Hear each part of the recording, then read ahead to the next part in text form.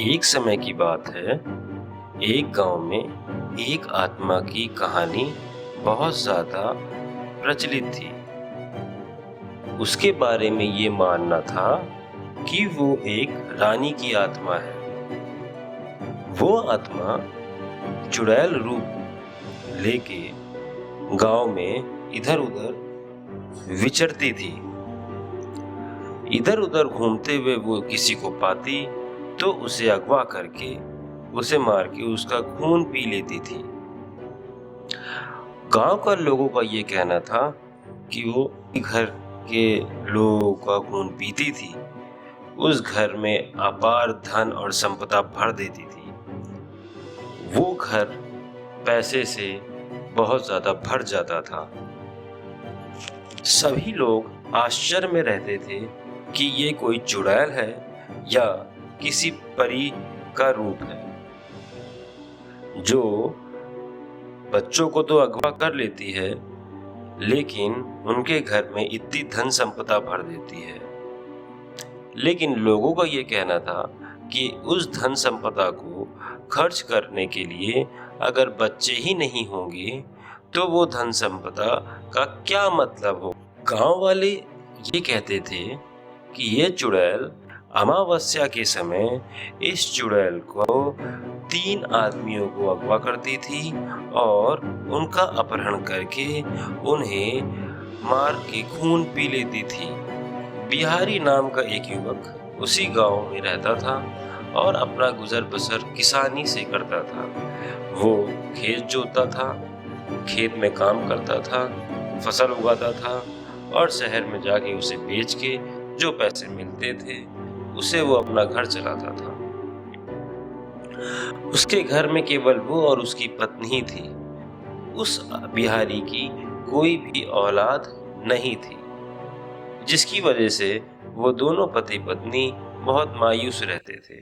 तभी वहां के एक बुजुर्ग आदमी ने बिहारी को ये सलाह दी, अरे बिहारी, अगर तुम्हारे कोई बच्चा नहीं हो रहा है तो तुम किसी बच्ची को गोद ले लो।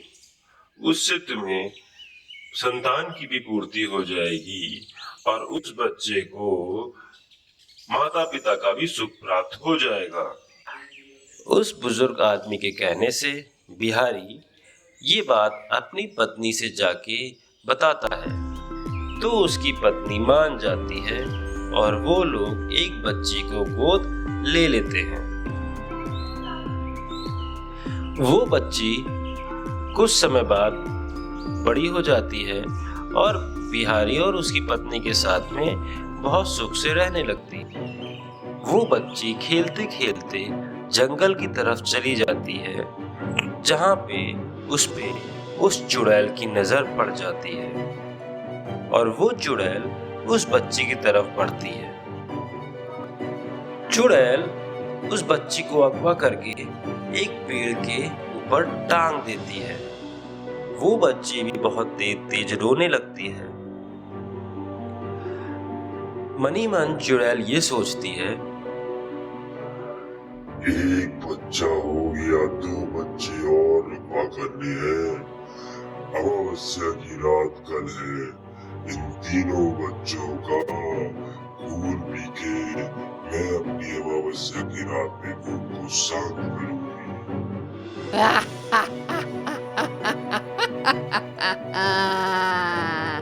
वो चुड़ैल और 2 बच्चों को अगवा कर ले आती है गांव से, जब वो बच्चे खेल रहे होते हैं, और उसी पेड़ पे टांग देती है।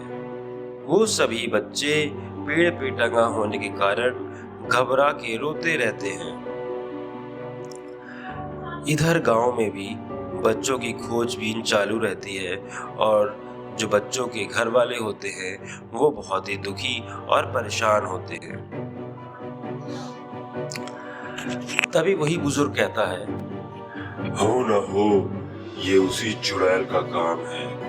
ये रात रानी की चुड़ैल है। अपनी अमावस्या की रात में वो 3 बच्चों को अगवा करके उनका खून हमेशा से पीती आई है। इस बार भी उसने वही काम किया है। हमें अब इसके लिए कुछ करना पड़ेगा, क्योंकि बिना बच्चों के इस धन संपदा का हम लोग क्या करेंगे। ये धन संपदा तो ऐसे ही नष्ट हो जाएगी।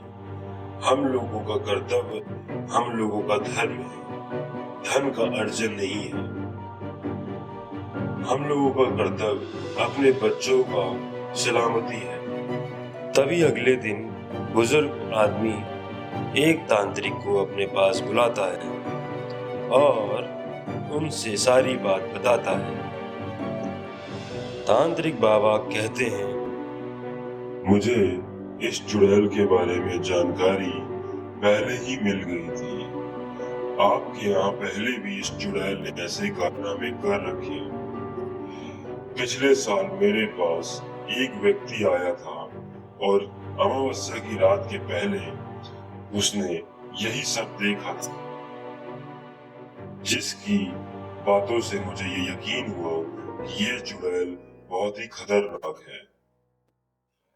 आप लोग एक काम करिए कि कल की रात को उस चुड़ैल को अमावस्या खत्म होने से पहले ही हम लोगों को जंगल में खोजना होगा, और खोजने के बाद हम जैसा बताएंगे वैसा ही करेंगे। और हो सकेगा ईश्वर अगर हमारा साथ देगा तो उस चुड़ैल का खात्मा निश्चित ही हो जाएगा। वो सब लोग वहां से चले जाते हैं और अगली रात को इकट्ठा होकर जंगल की तरफ बढ़ते हैं। तभी जब वो लोग जंगल के भीतर बढ़ते हैं, वहां पे वो चुड़ैल आ जाती है। उस चुड़ैल के आते ही सभी गांव वाले डर जाते हैं, लेकिन बाबा की बात को याद करते वो बुजुर्ग आदमी उस चुड़ैल के पास जाता है और उससे कहता है, ए दुष्ट चुड़ैल, तू हमारे घर के बच्चों को अगवा करके यहाँ पर क्यों लाके टांग देती है? हमें तेरी दी हुई कोई संपदा नहीं चाहिए, हमें हमारे बच्चे चाहिए, हमें हमारा खुशहाल घर चाहिए। हमारा मतलब इन पैसों से नहीं, हमारा मतलब इन गहनों से नहीं है, हमारा मतलब हमारे बच्चों से है। हमें हमारे बच्चे वापस कर दे, नहीं तो अच्छा नहीं होगा। अरे बुढ़े, यहाँ से चला जा, नहीं इस अमावस्या की रात खत्म होने से पहले ही मैं तुझे मार के खा जाऊंगी। पहुंच जा, नहीं तो तेरी मौत निश्चित है। दुष्ट चुड़ैल, मुझे मारने से पहले उन बच्चों को आजाद कर दे। मैं तो आज नहीं तो कल मर ही जाऊंगा, लेकिन उन बच्चों का तो अभी पूरा भविष्य है जो तू यही अंत कर देगी। उनको छोड़ दे, चाहे तो मुझे मार दे। बुजुर्ग आदमी उस चुड़ैल को अपनी बातों में फंसाए रखता है। तभी पीछे से तांत्रिक बाबा आके उसके ऊपर मंत्र पढ़ के गंगा जल छिड़क देते हैं। गंगा जल छिड़कने की वजह से वो वहीं जलने लगती है, तड़पने लगती है और वहां धीरे धीरे ही वह भस्म हो जाती है और विलीन हो जाती है। ऐसा करने से वो रात रानी चुड़ैल वहां से पूरी हमेशा के लिए भाग जाती है और गांव वालों को उससे छुटकारा मिलता है। गांव वाले उस रात रानी चुड़ैल के जाने से बहुत खुश होते हैं और अपने बच्चों को वहां से गांव में ले जाते हैं।